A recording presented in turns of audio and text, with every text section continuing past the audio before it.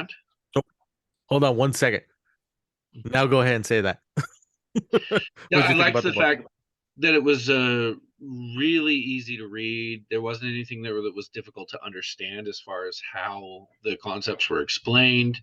It really made it easy to also ask yourself, is this the right thing Hey for me? guys, sorry to interrupt. This is Oh, Josh. hey Josh. How Hey, you guys Josh. doing? Good. How you Fantastic. been? Not too bad. Hey, Sean, do you have an outboard microphone or just your built-in? It's on a camera it's a secondary camera instead of the laptop. Am I going in and out again? It's just really hard to hear you. It's fine for a conversation, but just for the recording style, it's a little hard to hear you. Do you have Oh, any chance by headphones you might be able to throw on just to see if that helps the sound a little? yeah, let me see if I can do that.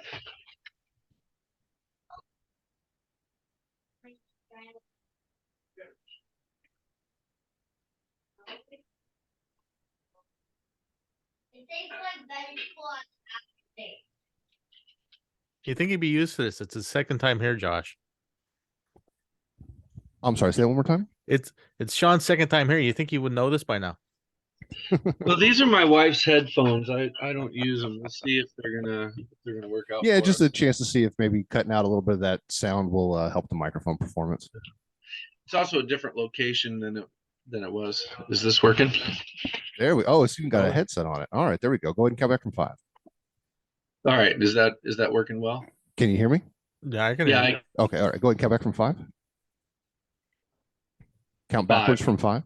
4, 3, 2, 1. All right, that should work right there, buddy. Appreciate it. All right. Feels weird to have these on. We can hear you better though, so Oh I yes, I appreciate can it. definitely hear you. The But hey, sound is everybody coming else. out of the computer, not the headphones. If you go to the bottom left of your screen where it says you see that little mute icon, just to the Oh right yeah, of it. nothing on my screen works right now. It's Oh, it's funny. When we started recording, I got this white hand up on the screen, and it kind of blocked everything else. did you promote him as a panelist? We'll do it again. There we go.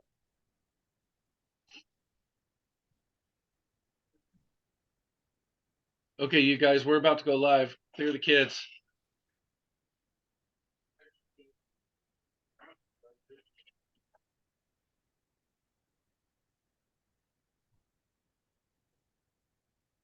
Hey, Aria, upstairs.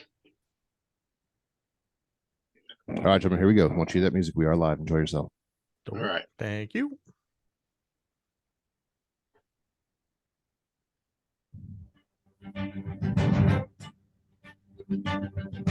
Welcome to Making More Money for You with Magnus Carter. Whether you feel that you don't have enough money to start investing or are under the preconceived notion that investing is only for the wealthy, Magnus and his expert guests are here to help you.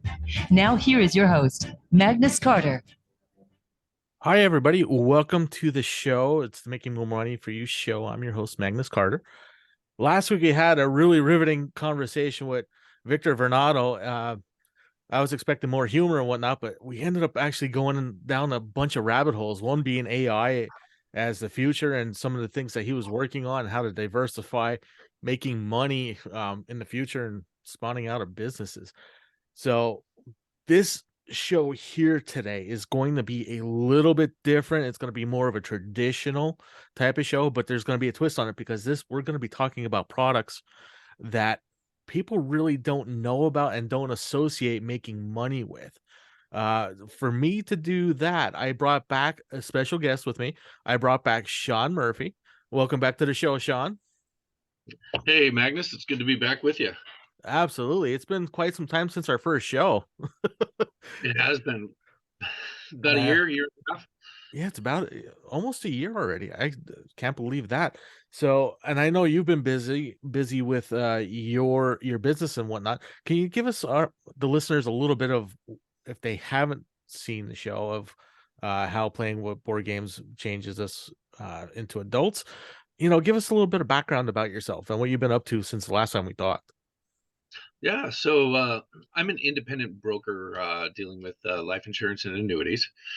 So we've been spending this last year building the business. I've retired my wife from her job so she can come work with me full time. She just recently, as well, added taxes to the services that we're providing. So we're kind of expanding in that direction this year. That's some really exciting stuff for her, and I'm glad that I'm not dealing with the tax side of it. but You and me but I've both. been spending a lot of time actually over the last few months with there's been a lot of interest in the index universal lives and the participating whole life options as a retirement vehicle, and it's kind of a newer trend over this last year that people are starting to realize that these exist and start actively looking for more information on them. So yeah, that's one reason for the show today. I asked you to be on here today because after our conversation, I had to go and look at this, and I seen and done some research, and I got a little surprised at the end of the show for the listeners here today. So it's going to be quite interesting of a show that we're going to put on because one, I want to know about these things. Two, these are one of the things that the rich keep secret, isn't it? That they build their generational wealth with. This is it's kind of a cheat code. We all know about the inheritance tax and how much can come out of it, and we all know about tax deferred, but a lot of things where you can function without taxes, it's definitely been hidden and kept from the public eye. But now that we're in the information age, it's real easy to get your hands on these kinds of things and really easy to find information. Not always good information, but it's real easy to find information. And that's what this show is all going to be about, is talking about index universal life policies. What's some of the great things about them? What's some of the bad things? Are they, well, we'll get into, do you think it's for everybody? That's not for everybody. But first of all, how old are these things? How far back would you say they go from and to? The index universal life has been around for quite a while, and it goes back far enough that it's already been providing generational wealth for multiple generations, and that's the key to it, is that it is proven to protect that generational wealth. These have been around for over 100 years in a lot of cases, and some of the carriers that we work with have been doing these for over 100 years, and so they're really good at designing these to make wealth. Okay, but we actually call this something that people keep putting off is life insurance. Once you see life insurance, I was definitely one of the people that did it until I looked into it more, because you just think, well, there's only one kind of life insurance, and it's when I die, people get money when I'm dead. It doesn't help me out as I'm actually living.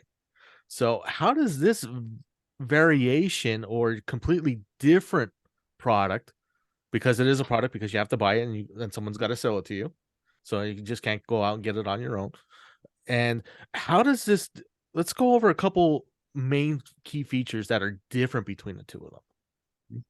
Well, absolutely. So with your indexed universal life, it's a very customizable life insurance plan. And now the life insurance is half of it. The other half of it is the index and being able to invest the funds that are going in there. So at the same time that you're paying your monthly premium, the premium is being split into two departments. One is to pay your life insurance premium so that you have that life insurance coverage, and the other part is to build the cash value. But it's not just life insurance. It's not just, if you die, that you've got money going to your heirs. One of the things that most people don't realize is pretty standard, and a lot of times at no cost, is going to be something along the lines of a critical illness option. And so heart attack, cancer, stroke, or in the event of a terminal illness diagnosis, you can access up to, depending on the plan, 80 or 90% of the death benefit while you're still alive. This is huge, and a lot of people don't put a lot of value into this because they don't think about it. But I know somebody who had to battle cancer, and the whole time they were battling cancer, they had to stay working to keep their medical coverage so that they could continue to pay for their cancer treatment. So, the cancer treatment on its own is exhausting, and it's a battle. When you add to that a physically demanding job, it really makes it that much harder to fight that battle. So knowing that you can access 80% of that, 90% of that while you're fighting that battle can make all the difference in the world of whether or not you win that battle. Now, if you win the battle, you can pay that money back, or you cannot pay the money back. When you do eventually pass away, that fund just comes off the death benefit. So there's no real penalty to not paying that back. So, for example, we'll use a small number. If you've got a $100,000 death benefit, this is a very small example, and you need to battle, say, cancer, you use 80,000 of it, you still have $20,000 left of that death benefit. If you don't pay it back, that'll still go on to your family. Now, another very important aspect to what you can do with these permanent life insurance policies is some of the different riders that you can put on there. A big one, especially here in Washington State, is the long-term care rider. A lot of people don't realize that how expensive it is if you need long-term care. And long-term care, typically, if you go into a situation where you need it for about 3 years, and it can cost you $10,000 a month easily. A month. A month. Now, here's the other thing. Wow. Here in Washington, we've passed a law that makes it to where we're going to be taxing people for the Washington CARES Act to cover their long-term care. Well, the plan will only pay about $30,000. So if you do the math, that's about 3 months. So not even close to 3 years. No. However, if you have your own plan at the start of this, when it goes live, you can opt out of the tax, and you can have something that's customizable so that you're building your long-term care plan for in case you need it. Now, the cool part about having those built-in long-term care riders is if you use them, they're coming off of the death benefit as well. So when you do pass, whatever you don't use is still staying in the death benefit. So that's kind of the life insurance aspect of it, is you can really use this to protect your family. And then you've got the investment side of it. And the investment side of it is what's going to allow you to build a cash value. Now, sometimes people get a little confused between the difference of the cash value and the face amount of the policy. Well, before we get into that, Sean, so investing. So the broker is actually setting up an investment brokerage for you, an investment account that'll actually do this. And with that do you have the choice of what you invest into, or is that predetermined? There's a little bit of flexibility within Index Universal. Most of the carriers have 4 or 5 different plans that you can choose from, but once you choose the plan, the carrier kind of takes that over for you. Okay. And a lot of times it's S&P 500 is the most common way that's invested. Now, there's benefits and there's setbacks to using an IUL and having it set up like that. Now, there's a floor. The floor is nice because it's going to keep you from losing money when the market goes down. And different carriers, and this is why it's important to work with the broker and kind of look at what's best for you. Some carriers have a floor of 0, where you can't have a loss. Some have a floor of 0.5. Some have a floor of a little higher. But along with a floor to where you're protecting yourself from loss, there's also a cap. And so the cap a lot of times comes in at around 12%, and it can vary again, depending from carrier to carrier. But what that means is when the market is screaming high, you're capped, and you're not going to take advantage of anything higher than that 12%. This is not something for people to look at as a short-term investment, for sure. Because of those factors, it's kind of a steady, you're in it to win it, and you stay the course kind of a thing. So, kind of what you were saying is it's not right for everybody. Okay. Well, yeah, that's one of the things. Everybody thinks everything's good for them, and they never look at, well, one, how much is this going to cost? 2, am I going to get any benefits now from it? Also, on top of that, we're also looking at things that people don't understand. And it's like, oh, this is the new, like you said, we were talking a little earlier, but I'm going to bring the conversation up, is TikTok, Facebook, and any other social media platform out there will give you something to say, oh, this is the new shiny sparkly thing, but they won't give you the downfalls of it. They don't go through if you will make money on it. All you see is a person that's possibly getting paid and endorsed to give that to you. It's like, oh, well, okay, well, we have this and we have that, but they got paid for it, whether they're doing it or not. That's regardless of the situation. So we need everybody out there, please be aware of that. I will get flack on that, and I really don't care, because it's not their money that they're investing with this. It's your money. Well, that's exactly it too. You see it all over the social media, and nobody's posting it on social media because it's something they heard about and they want to post on it. They're posting it because they either are wanting to sell the product themselves, or because of the fact that somebody's paying them to advertise the product. Right. And that's really the only times that you're going to see that. And you have to be careful with who you work with, and you have to know red flags to watch for, and so that you can make sure that you're working with a broker who's going to be taking care of your best interests and not their own. Oh, that's Because an excellent point. I'm sorry. this is a commissionable product, and because it's a commissionable product, your broker gets paid by how big of this product it is, and they get paid by how big the insurance part is, not how big the investment part is. Okay. That can make a big difference in how they structure your plan for you. You have to be careful about making sure that the insurance aspect of it is big enough to protect your family, but is not so big that is cutting into the amount of accumulation that you can have for the product. And kind of the way that you want to think about that is, with there being two sides of it, if we're trying to use this as an investment vehicle, we want the side that's the cash accumulation side to grow. And so we want as much money into that as possible, and to keep our insurance costs as low as possible.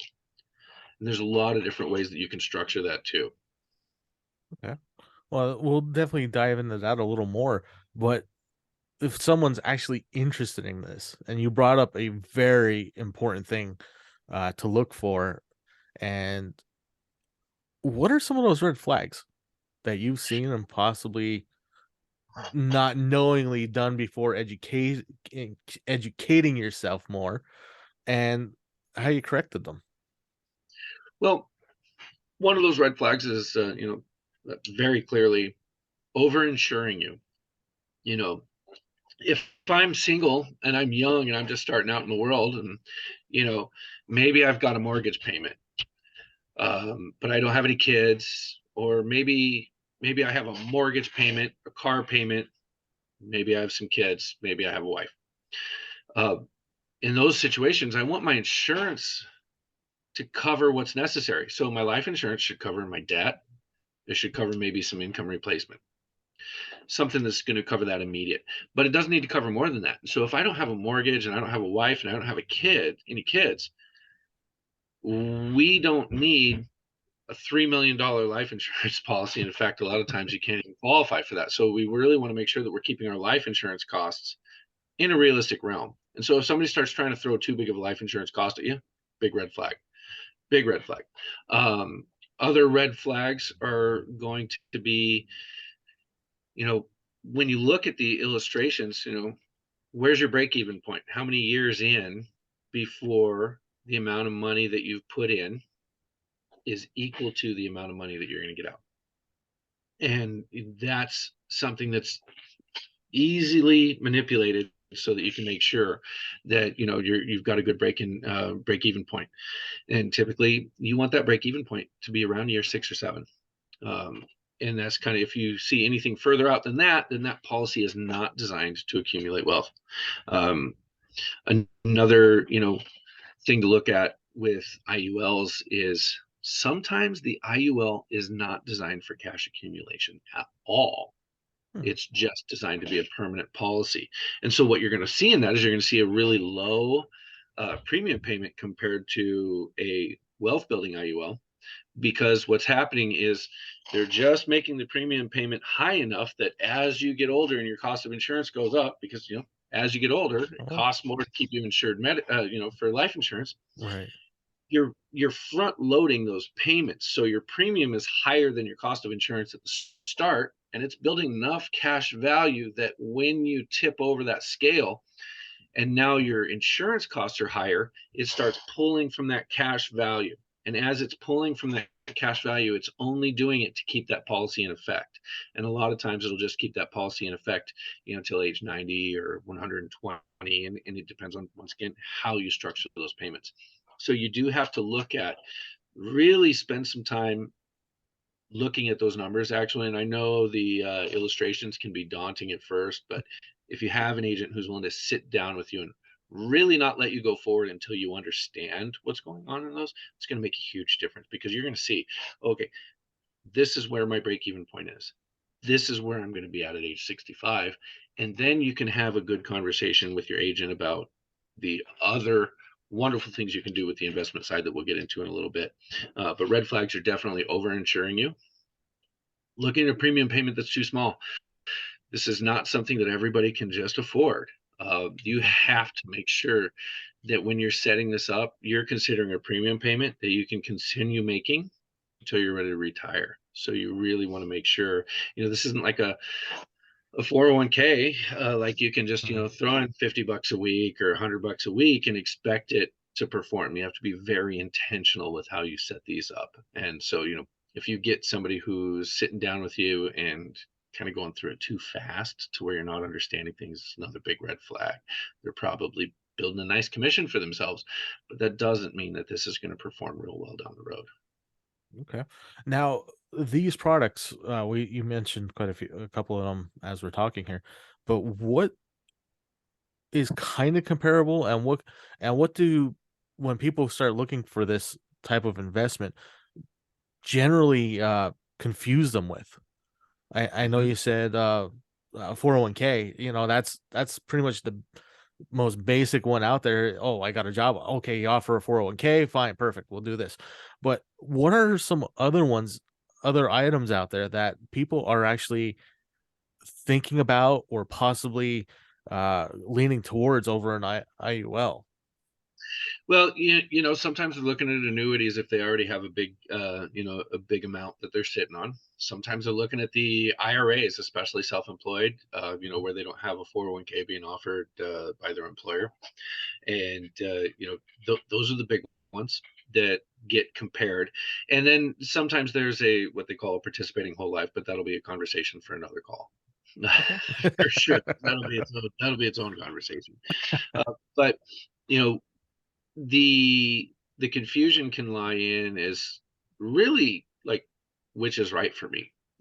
They're all great vehicles for being able to get you where you want to go, depending on how much money you want to put in every month and how long you have to let the money sit there, and whether or not you want to do big cash dump ins at the start, because some of those plans are very restrictive on how much cash you can dump in, and they're all restrictive. Don't get me wrong, because you want to avoid any unfavorable tax situations. Once again, I'm not a tax person, so I can't give you any advice on tax. My wife may be able to, but she's not here today. So, that being said, you want to make sure that when you're building these, that you're building these with those unfavorable tax situations in mind. Once you cross into an unfavorable tax situation with an IUL, you can't turn that back off. So it's very important that you make sure you're staying within the tax guidelines. But they are structured to where you can put a pretty big cash dump in, and you can put in several cash dump ins to make sure that you've got the money doing its work early. And that's an advantage if you don't have a lot of time to have these build, is you can front load them so that they've got more money building from the start. Whereas if you're young, you don't need to do a big dump in. You just need to make sure that you're planning that monthly premium as something that's sustainable for life. Okay. Now, if you do get into a spot of trouble with an indexed universal life, they will let you borrow from the cash value to pay premiums if you run into a spot. A lot of times they have an unemployment rider that's available to where if you lose your job due to unemployment, they can continue the policy. But once again, those are things to make sure that as you're designing your policy, that you're asking those right questions for sure. So a 401k is really nice because of the fact that a lot of times your employer is going to match. And so when somebody's coming to me and they have a 401k as an option and they're asking me, hey, is the IUL proper? Is it the right thing for me? One of the things I'm going to ask is, does your employer match your 401k? If your employer is matching your 401k, absolutely put in to your 401k what your employer is going to match. It's free money. I mean, it's a no-brainer. Put in Right. exactly what they match. Absolutely. Then after that, if you've got budget left over that you want to invest, then let's talk about that IUL. But if you've got the option for a 401k, and especially if you're young, I mean, sometimes when you're older, if you're getting your first 401k and you don't have a lot of time in the market, maybe you don't want to go heavy in your 401k, but if they're matching, it's still free money, and free money is a good way to go.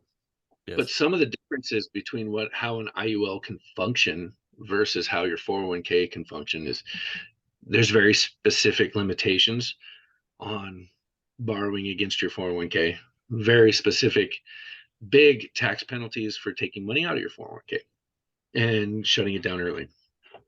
With an IUL, when you borrow from the cash value, cash is still sitting in there, so it's still growing and being invested. It's never left there, and you're going to pay it back with interest.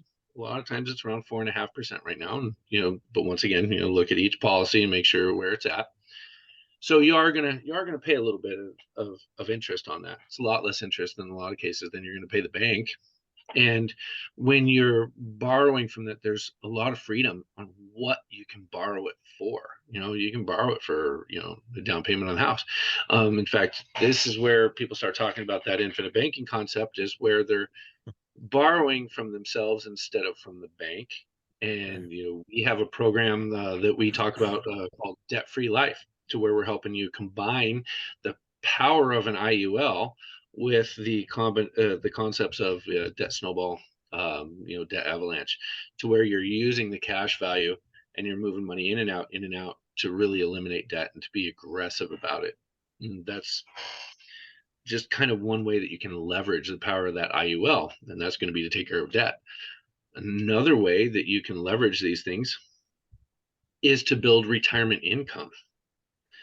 And so as you're paying in and you're building that cash value, you can design these so that, say, age 65, just for an example, it turns over and starts paying you. And now you're no longer paying into it, and you're receiving a monthly income for the rest of your life. And you design this so that you're not going to outlive it. And then when you do pass away, your death benefit goes to your heirs. Now, here's the cool part. No matter how big it is, it's not an inheritance. So all that cash value that you built up is not taxable as an inheritance. It's a death benefit. And this is what makes it so attractive, is the fact that you've got this cash accumulation vehicle and you've got this money sitting in there. You can borrow from it. You can put money in and out, and you're building that cash value. The cash value can drive up your death benefit. You have an increasing death benefit. As that death benefit goes up, so does the amount that you're able to pass on to your heirs tax-free. It's huge selling point to that. Wow. No federal government or local government, no money. Nobody's getting the money except for the people you assign to it. Now My there goodness. is there are government entities that are trying to change that rule. So that's something to keep an eye on as time goes by. But yeah, it's every time that the government's tried to change that, it's been shut down. Now this kind of a thing is so reliable that banks invest heavily into IULs. And if the bank is investing in it, it's probably doing pretty good. It might be something to look into, but once again, it's not always right for everybody. So you do want to have a really good conversation with your broker, a trusted advisor, for sure. Wow. And honestly, Sean, we talked about a lot of things about IULs, index universal life policies, in the first half of the show. I can't wait to see what we're going to get into in the second half of the show, because we are actually halfway through. So we are going to take a break. Also, please, if you're listening now live, there is a phone number that will be brought up when coming back to the show. If you have any questions while I have Sean on the phone, call in. We will gladly answer them for you live on the air. But for the moment, we are going to take a quick break and we will be right back. All right, perfect. Good job, guys. We're all clear. Back in a couple minutes. Okay. It's fun. Way fun. And I forgot my how fun it engineer is. changed. It changed clothes, or you got a new engineer? Different engineer. I don't know where Josh got to. We lost Josh. Yeah, Josh got you started. He had a doctor's appointment, so I took over for him. Josh is running out to get an IUL. It's all good.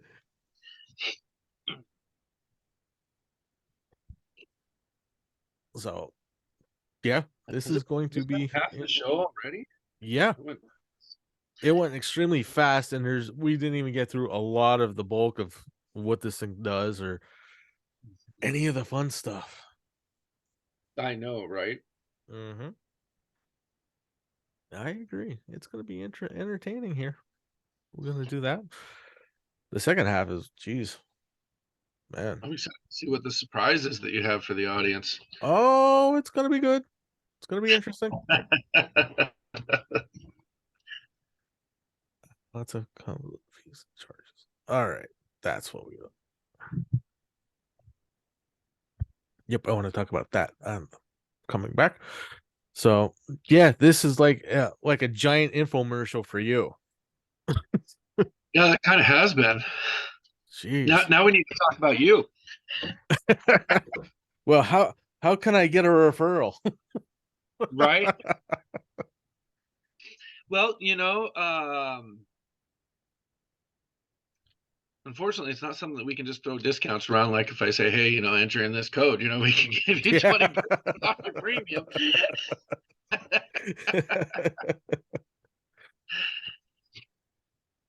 But maybe what we'll have to do is we'll have to send them with just have them reach out to me with the words Jake sent me, or sorry, Magnus sent me. Magnus sent you. Yes, Jake is in the background somewhere doing. Yeah, I haven't seen taking Jake a nap. He's been slacking lately. All right, guys, coming back in 10. Okay.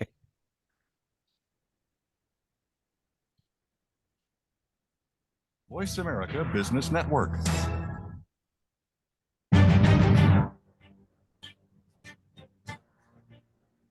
You're listening to Making More Money for You with Magnus Carter.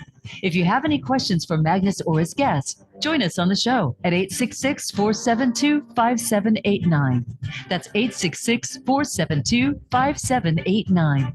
Now back to the show. Here is Magnus Carter. Hi, everybody. Welcome back to the show. The first half of the show has been a mind melt of information.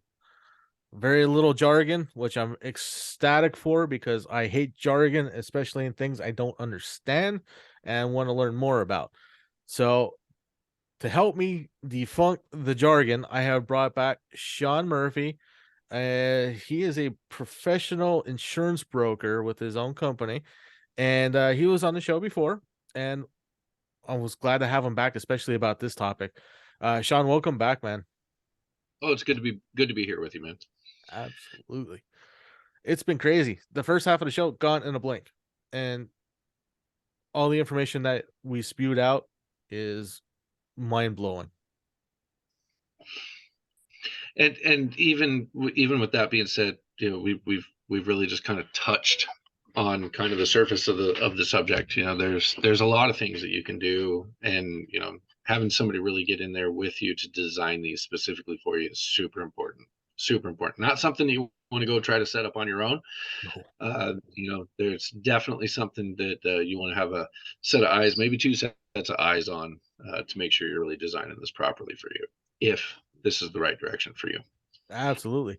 And as the person came in, the show person that does the lovely intro, is if you have questions for Sean, we are here to answer questions along with supply you with excellent content. To do that, it's 1-866-472-5789. Glad to help you out. Even if you have like one of the silly questions about this is, well, what's life insurance? We're glad to help you out, because that's what this show is all about doing, is getting you the knowledge that you need to make better decisions about your finances. So we talked about the red flags. We talked about a lot of the benefits of it. So people are thinking now, it's like, okay, this sounds way too good to be true. It's like, I'm investing money. I'm not going to lose money or potentially lose a little bit of money, but I also get an insurance policy all in one thing. But I know, because when I looked into this, is what are the fees? Why, something always has to have fees to generate money for the person insuring you. So this is a very, it's a very hot topic. So, Sean, what are some of the fees? And I know this definitely depends on what options you choose, but can we go over some of the large ones? It definitely does. Riders are going to cost you monthly. And those are going to be riders on that insurance policy, like that long-term care option, that we talked about. That's going to add to your monthly cost. You also have to figure that overall cost of insurance changes as we get older, and so it kind of changes how much of your monthly payment is going into the cash accumulation versus for that cost of insurance, like we were saying.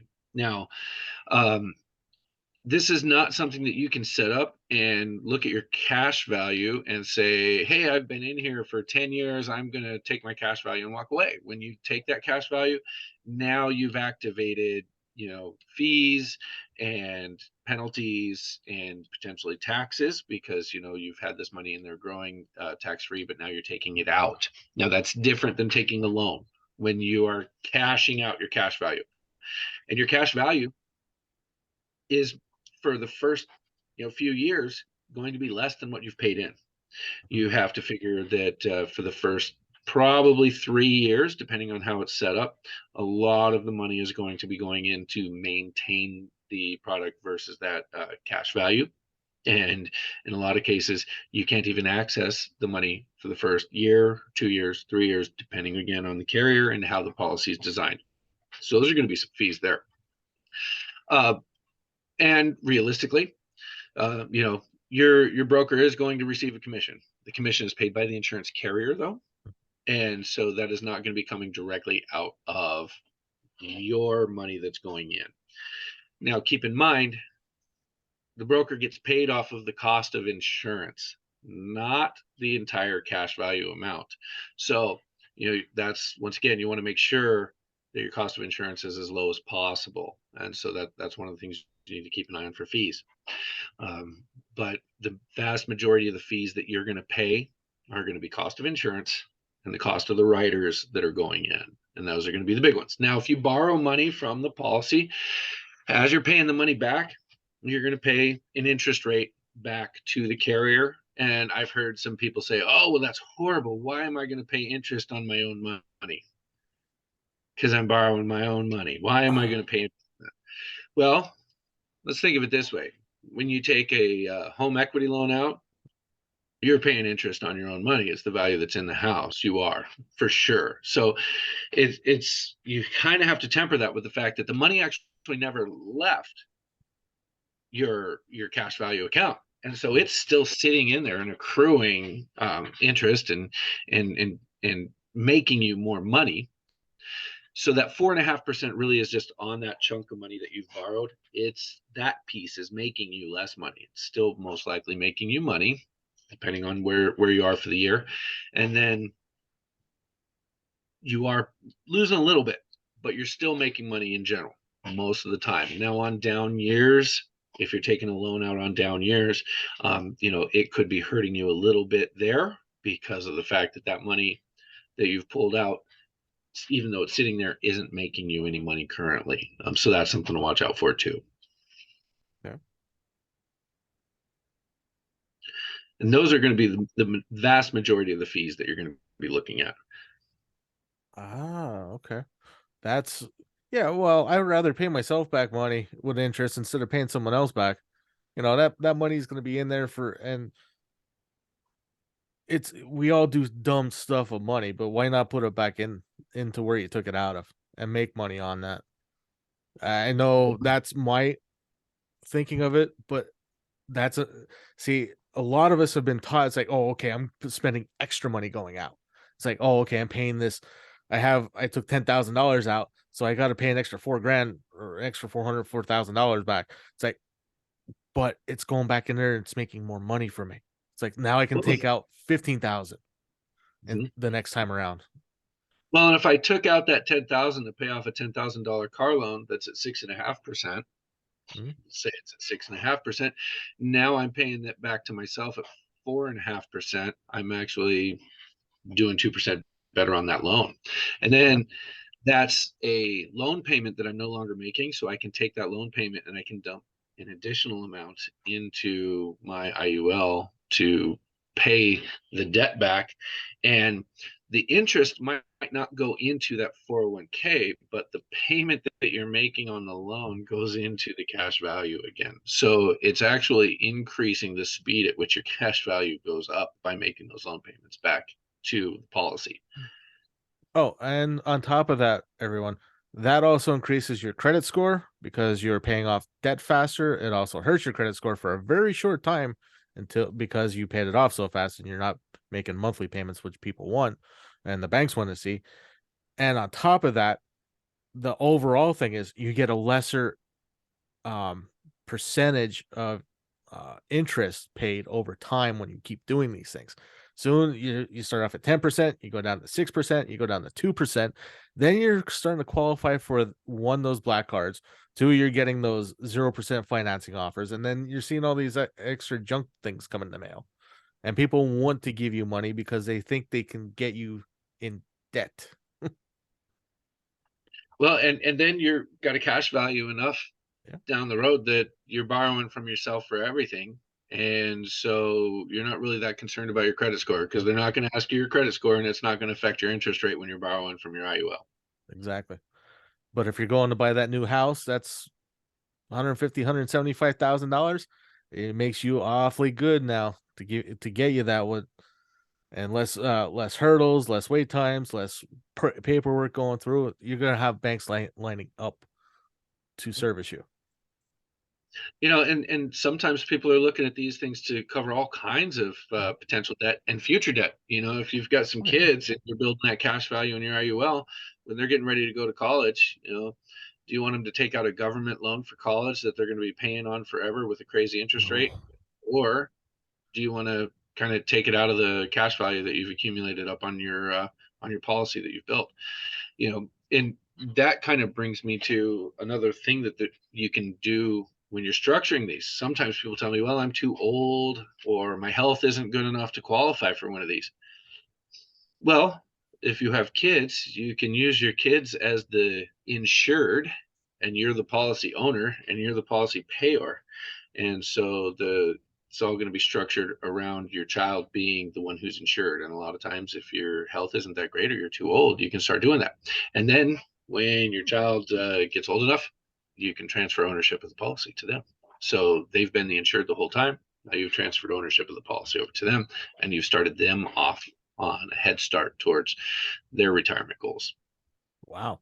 That's impressive and very futuristic thinking there and generation thinking, which is amazing.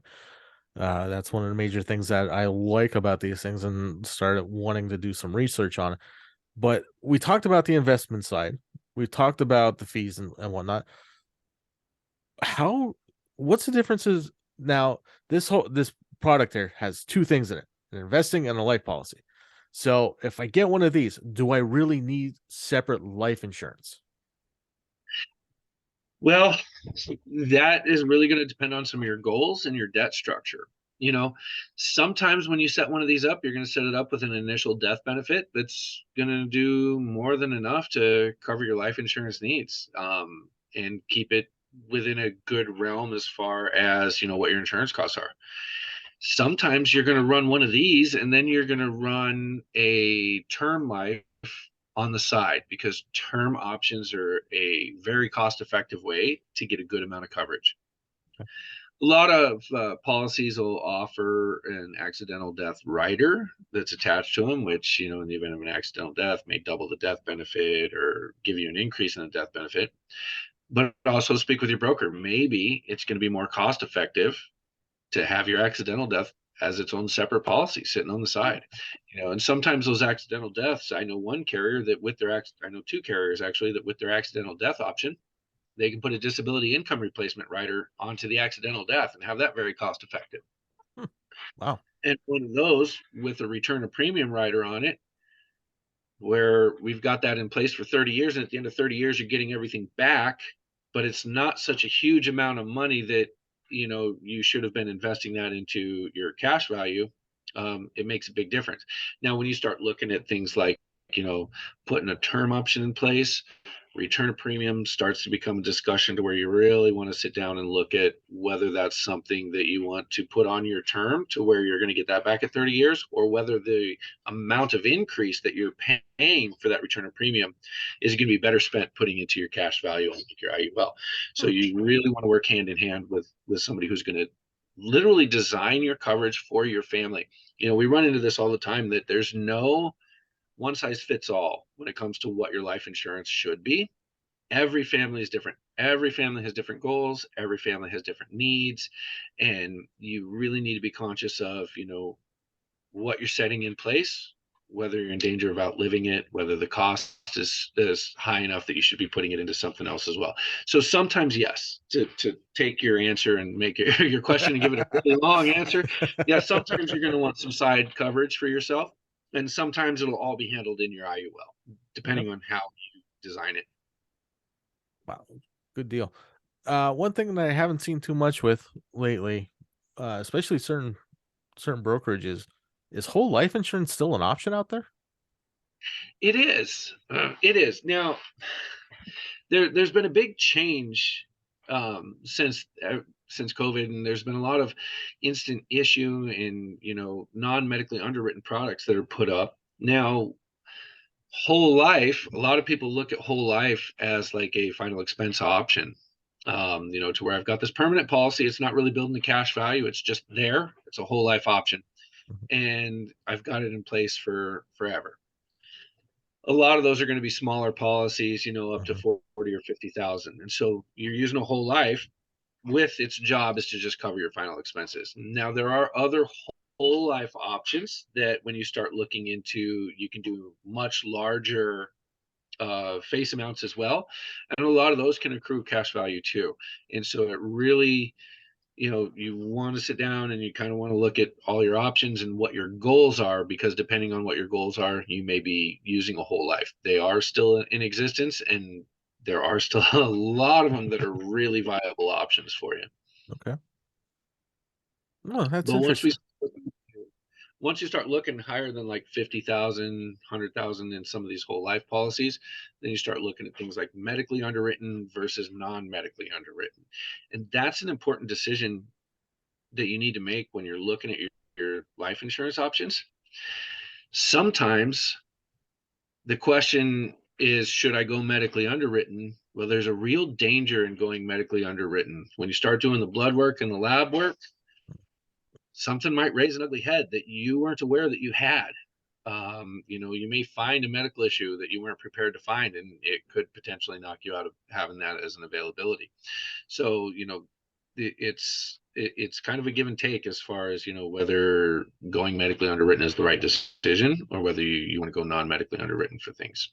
And a lot of times the difference on whether you go medically underwritten or non-medically underwritten is going to be off the face amount of the policy, and different carriers have different restrictions. Okay.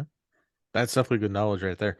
One question I do have, as all of this information's processing it, but at a very slow speed right now because there's so much to take in. When people are funding these policies, these IULs, are they using pre-tax dollars that they can have their employer just take out money and put these in, or is this all after-tax investments? That's a good question. That is after-tax dollars that you're using to set these up. So these are not like a 401k where your employer is setting it up for you and letting you run it with pre-tax dollars. So these are post-tax dollars that are going in for these. Okay. That's because I'm like, when we were talking about the 401k and the matching and whatnot, that just sparked one of those questions. Is like, And then we ran out of time at the beginning. It's like, oh wait, that question came back. It's like, I need this answered because I know someone out there is like, well, maybe I can get it taken out, but we can't do that. So No, and these aren't something that, your employer is going to come to you and say, hey, we've got this as a benefit option. It's definitely something that you've got to be intentional about seeking out for yourself and finding out whether or not it's right for you and your family. okay, awesome. That's because like we said before, this was very not well known until the information age came about. And we're talking, it's like, well, people have been doing this for over 100 years now, and they're passing down their wealth and whatnot for the generations. So honestly, anybody can do this as long as they're willing to take the time to set it up with someone. Right. And you want to make sure that, you have enough coming in to be able to support one of these. Like I said, long term. This isn't something we're going to set up for 15 years and it's going to go away. This isn't something you're going to set up for 20 years and it's going to go away. When you're setting up one of these, you want to be intentional about the understanding that eventually that death benefit will get used. So we don't want to set this up with the intention of canceling it. We don't want to set it up to where we can't financially sustain it, because then, you run into the risk of, putting yourself into a position where you don't have the policy anymore. So you do want to be very aware that these policies are not going to be, cheap. These are not like $100 a month, to set up one of these policies to where you're building a cash value. You really want to make sure that you're structuring these so that you can be effective building that cash value. So you do want to put a sizable chunk designated for this each month. Now you can always, add extra, and they do have some flexibility in the payments. If you hit a rough spot, they have a minimum that you can run. But the danger is if you run at the minimum too long, well, the cost of insurance goes up and that eats out of your cash value, and your policy could end up lapsing because you at some point will no longer have the cash value to sustain the cost of insurance. So that is a very, very big real danger if you don't think long term with how you're structuring your budget for these. And you do have to take these times anything's possible now. We've seen that. We've all been shut in. We've been let loose. We've, trying to get control multiple times of control. It's hard out there now, especially with the market the way it is, the inflation. Inflation's like close to 8% now, and it's not going down anytime soon. No, I don't see that it's going to be going down anytime soon. That's for sure. It's we've got our own chickens. Well, that actually went back down. That's down to like $3 a dozen now, and that's still high. Yeah, well, that's another topic. I don't want to get in the weeds on it with the eggs, but we've had our own experiences with how they were producing for sure. But you're absolutely right. You do want to plan for, potential, downturns in your income, or, and you can, like I said, when the income is good, you can dump more in as long as you don't dump in too much to where you put in an unfavorable tax situation. And those limitations can be very clearly explained to you when you're setting up the policy. Like, how much can you put in per year to make sure that you don't run into an unfavorable tax situation? Because if you put in too much, you take something that we're sheltering from taxes, and then all of a sudden you turn it all into taxable money. That is to be avoided at anything. Like, that's the biggest thing to avoid, is we don't want to put you into an unfavorable tax situation. Well, to stop that, and if they hit their thresholds, is it possible to open another IUL to do that? Well, you could, but if you designed it properly at the start and you're thinking about, like what's going to be like, a big cash dump in consideration for you, you can structure it to accommodate those down the road. You can be very, very specific about how you're setting it up. And once again, we could go into that, but I'm going to need to start pulling up illustrations for you, and we don't have we don't have the time for that all today. that structure. I know you're But- trying to get back on the show later, so we'll actually just try to do that again. And I just been told we have 4 minutes left, so that, Yeah. so Once not we today. start pulling up spreadsheets and getting into numbers, then I'm gonna have to grab my pocket protector and glasses, and we'll start drawing. But you can very easily make sure that while you're having that conversation with who's helping you set up that plan, that you're talking about like down the road, like what's your potential for being able to do a cash dump in if you need to do a cash dump in down the road for sure. And this product here is supposed to diversify your portfolio as well. It's supposed to be Yes. an extra thing in there to shelter yourself in case one of your portfolio items takes a tank. You have more eggs outside in another basket, so to speak. Well, and another thing too, when you do start drawing the income off this down the road, the income that you're drawing off this won't mess with your Social Security. That's a Wow. huge thing there too. You can still collect your Social Security and draw your income off these down the road, and it's not going to put you into an unfavorable situation with your Social Security. It's not going to jeopardize that. Oh, cool. Because Well, you're taking it as a loan. You're not taking it as income. always something to look at. So, And Sean, because that income is a loan, Mhm. none of it's taxable when you're living off it in your retirement years. You're not paying income taxes on it because it's a loan. cool. That is, well, we're gonna end up on that one. We're gonna end the note on that because that's really good news about taxes, and it's a really great place. And we got 3 minutes left. Not to say that the clock is wrong, but it is not wrong. Here, you've got a surprise for the audience. I do, but before I get into that, Sean, where can we find you, and how can they contact you about these products in case they want to start investing this and get more information out of it? Absolutely. So you can call us directly at 206-291-5218, or you can find us on the internet at sfgmurphy.com. That would be sfgmurphy.com. And from there, we have direct booking links. You can find a time to be able to sit down and chat with us. There's also, various other ways to contact us through that website. And you can even do a little bit of preliminary educating yourself on our website as well to get some information before we sit down. Okay, awesome. Now for the very interesting news for the listeners out there. I wrote a book about this that doesn't have the jargon, and it's published today on Amazon. The ebook is available it sells for 99 cents right now. Paperback is soon to come. But since my listeners and I had Sean on this call to help promote this book, I've done something really crazy about this, but I need some help from the listeners. I went and have this book out there on ebook, PDF format, or e-Kindle or whatever, for free for 5 days. They can go to Amazon and download it free for 5 days. The only thing I ask in return is you leave a review on it on Amazon. That's the only thing I ask, because I need to make sure I'm being honest with it and all the information out there is correct. But that is the giant surprise. I wrote a book. It's published today. I had the expert on the show for it, and it's out on Amazon. It's actually show in the link as well. I'll post it everywhere. So that's it for this show. Next week, we're going to talk about resolving conflicts with a vet. So Sean, thank you for being on the show. Thanks for having me. It's a wonderful time as always.